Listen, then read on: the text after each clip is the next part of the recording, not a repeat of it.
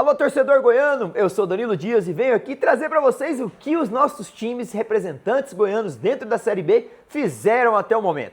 Começo com o Dragão, o Atlético Goianiense, que vem num recorte interessante. Dos últimos 9 pontos, conseguiu 7. Venceu Londrina e também a equipe do Avaí dentro de casa e buscou um empate lá no estádio Santa Cruz diante do Botafogo, que para mim foi um jogo muito baixo tecnicamente o nível. Mas a verdade é que o Atlético já não perde há algum tempo. Empatou com o Atlético Paranaense nesse meio termo aí desses jogos da Série B, fora de casa pela Copa do Brasil, o jogo na quarta fase da competição, empatou em 0-0, sofreu, mas conseguiu ter um sistema sólido intransponível, enfrentou o Avaí, soube ter uma recuperação interessante, toma o gol aos 23 e faz o gol da vitória aos 28.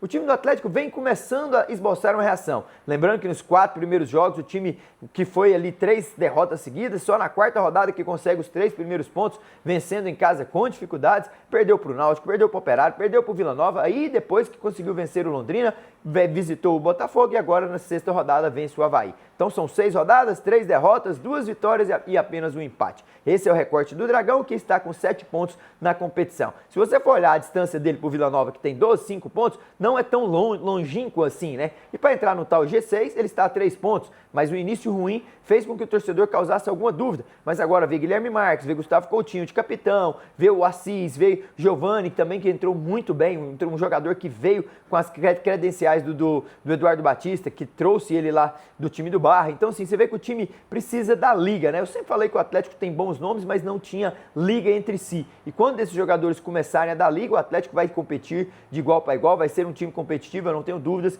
que vai brigar ali na prateleira de meio para cima da tabela, um G8 para cima, para mim o Atlético certamente estará. Torcedor animado, torcedor se fez presente num horário ruim, de novo o Atlético joga no domingo à noite, depois das 20 horas dentro do seu estádio, mas de fato o Atlético começa a ter um recorte interessante, fará agora um jogo muito equilibrado diante do Juventude, no próximo final de semana, o jogo vale pela 7ª rodada. Juventude vem no recorte bom também, 3 vitórias seguidas, bateu o Goiás dentro de casa, bateu agora a equipe do Londrina também dentro de casa e visitou o CRB e venceu por 1-0. Então ele vem em 3 vitórias consecutivas que já o colocou dentro do G6, então vai colocar à prova o momento desses dois times de fato aqui em Goiânia no jogo entre Atlético e Juventude, vale pela 7ª rodada. Esse jogo para mim é o que mais chama a atenção da rodada de número 7, que nós vamos estar aqui em outros vídeos comentando também sobre o que eu vi. O Vila Nova, que é o líder da competição, ele respira confiança, respira coragem, um time que antes atravessava o meia-ponte não competia de fato, não tinha a coragem necessária para competir com seus adversários, até o torcedor falava, ixi, o Vila Nova quando sai de Goiânia, ai, ai, ai. E agora não, o Vila Nova que visita os seus adversários, como o Sport na Ilha conseguiu um empate, visitou a Ponte, um terreno que ele não lidava bem, consegue uma vitória no sufoco e vai ao Arena Castelão e é o mesmo Vila Nova de Guto, corajoso, que faz gol nessas 3 deslocações, 3 contra o Ceará, 1 contra a Ponte, 1 contra o Sport, 5 gols nesses 3 jogos como visitante e é um dos melhores visitantes, de 9 pontos fora de casa, conquistou 5 e isso faz do Vila Nova de Guto ser corajoso, ser propositivo, buscar reação. Foi assim contra o Ceará, perdendo de 3-1, depois de sair vencendo, ainda no primeiro tempo, 4 gols, o Vila faz com o Rafa, depois toma 3, mas na volta do intervalo o Guto faz algumas mexidas e consegue o Vila ter aquela reação, demonstrar força, coragem e poderia até ter vencido, viu? Mas poderia calhar para os dois lados, mas demonstra que os dois times não são invictos por acaso. Tem um treinador forte também como o Moser do outro lado, tem um treinador forte do lado de cá, que é o Guto Ferreira, e o Vila Nova ainda permanece na liderança, isolado, ninguém tem mais pontos que o Tigrão, fará agora 2 jogos em Goiânia, Atlético no Oba e o Goiás no estádio da Serrinha, para demonstrar essa força do Guto Ferreira, que realmente se ele conseguir 6 pontos nesse recorte, aí ele vai para 18 pontos em 24 disputados, vai ser um recorte muito interessante, algo que o Vila Nova não conseguiu fazer em toda a sua história na Série B, um aproveitamento do tamanho dessa grandeza, se realmente vencer os próximos 2 jogos. Torcedor empolgado, porque vê nas mãos de um treinador com uma aura diferente a possibilidade real de um acesso, um treinador que carrega consigo e emana essa energia de fato de forma diferente. Vila Nova, para mim, fez um dos melhores jogos dessa Série B que eu vi contra o Ceará, um grande jogo, não só pelos gols, mas pela intensidade, movimentação, querer dos jogadores, competitividade, inteligência dos seus treinadores, fez com que eu gostasse bastante e usufruísse desse confronto entre Moser e Guto, Ceará e Vila Nova. Também, e os visitantes ainda continuam incomodados, né? Você vê que os visitantes na rodada de número 6 tinham mais vitórias do que os mandantes, eram 17 vitórias dos visitantes, 16 vitórias dos mandantes e 17 empates em 50 jogos. Agora, ao final de 60 jogos, eu ainda vou fazer análise, trazer os números aqui, mas no início da rodada, os mandantes já tinham ultrapassado as vitórias dos visitantes, né? Porque o Sport venceu o Grêmio Horizontino, a Ponte Preta venceu o América Mineiro e também não me recordo dos outros jogos. Teve um empate entre Cuiabá e Botafogo também na abertura da rodada, mas a demonstração que os mandantes estão querendo voltar a triunfar também foi válida nessa rodada aí, como o São Bernardo bateu o Goiás por 1-0 e outros mais que depois eu vou pegar e trazer. O Criciúma também venceu o CRB, que daqui a pouquinho eu vou falar sobre isso. Então, são assim os mandantes voltando a querer ter protagonismo em uma Série B que começou diferente, com os visitantes sendo mais incomodantes, assim, incomodando mais do que nas rodadas anteriores e nos anos, né, dessa Série B, desde de pontos corridos, que foi lá em 2006 para cá, nunca tínhamos tido tantas vitórias dos visitantes a mais do que os mandantes. Já o Goiás eu deixei por último para falar para vocês, porque é o time que está no recorte contrário ao que veio o Vila Nova e o Atlético, em 3 jogos, 3 derrotas, sem fazer gols. O time parou, estacionou, não consegue mais fazer gols, já tem 8 gols tomados em 6 rodadas, uma defesa que era considerada boa com Lucas Ribeiro, Luiz Felipe, Luizão, agora é uma defesa já contestada, o goleiro Tadeu não consegue fazer tantos milagres ali atrás mais, o Luizão vem falhando constantemente, Nicolas e Rodrigo Soares não conseguem ajudar no sistema ofensivo e muito menos defensivo. Você vê que teve a volta de Lucas Rodrigues, mas mesmo assim parece que o meio campo do Goiás parece que não consegue ajudar o sistema ofensivo. Jogadores na linha no último terço que estão criando muito pouco. O Giancarlo sobrecarregado, Wesley Garcia entrou titular contra o São Bernardo, só jogou 45 minutos.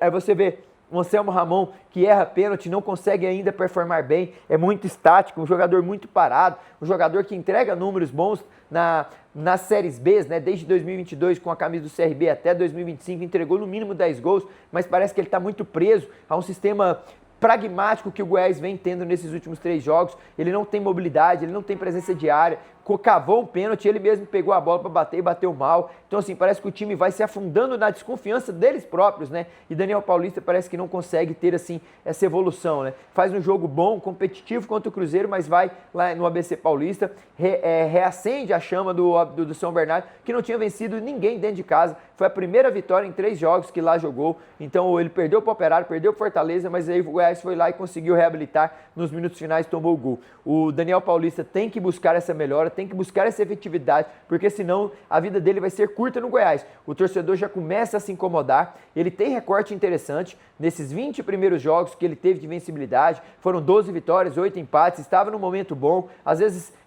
escondendo certas debilidades, fragilidades do Goiás, que estão sendo posto à prova agora, nesse recorte difícil, né? Juventude fora, Cuiabá em casa, agora o São Bernardo fora, Fortaleza fora, Vila Nova em casa, Cruzeiro nesse meio termo aí, em jogo Qualify pela Copa do Brasil. É o momento de testar a capacidade física, técnica desses jogadores, é o momento de testar a capacidade mental, intelectual, de inteligência de jogo, leitura de Daniel Paulista e seu staff. Então assim, se o Goiás conseguir passar por esse recorte, ele vem forte para a sequência do campeonato. Mas se porventura ele não conseguir atravessar esse período de uma forma menos sufocante, ou seja, mais equilibrada, aí vai ser difícil. O Daniel Paulista vai ter dificuldades, vai começar a ser contestado. Fortaleza e Vila Nova são os líder e vice-líder que ele vai enfrentar na sequência da competição.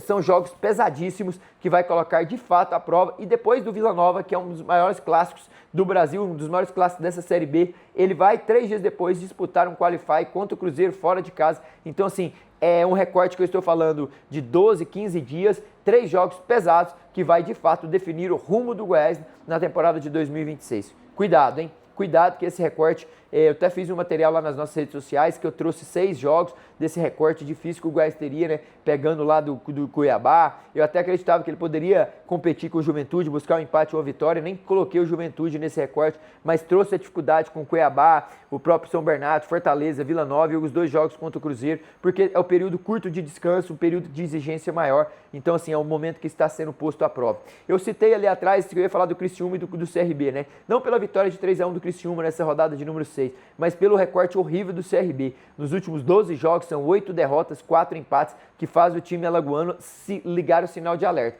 O Eduardo Barroca tá lá, tá se aguentando ainda, mas é o pior mandante dessa Série B. Ele só tinha conseguido 2 pontos como visitante em 2 jogos que saiu, empatou com o Vila e com o Grêmio do Horizontino, e foi lá em Criciúma e foi uma presa muito fácil pro Criciúma, 3-1, fora o atropelo da dominância que teve no jogo inteiro. Então o CRB e o América Mineiro são 2 times que para mim tem que estar com o sinal de alerta ligado. No ano passado o América flertou bastante em 2025 na zona de rebaixamento, só foi trazer o Alberto Valentim que conseguiu dar ali um salto e saiu da zona de descenso, mas esse ano já começa flertando, já mudança de comando técnico. O Roger chegou, empatou com o Sport, perde agora para Ponte Preta, fora de casa. Sei não, viu? O América Mineiro é um time tão bacana, um time que tem estrutura, é uma cidade bacana, um time que já teve vários anos na Série A, esse sobe e desce, sempre foi considerado um grande na Série B e um pequeno na Série A, então cuidado. América Mineiro e CRB, para mim, são os 2 times que demonstram maior preocupação, as 2 defesas mais vazadas da competição, os 2 times que ainda não somaram vitórias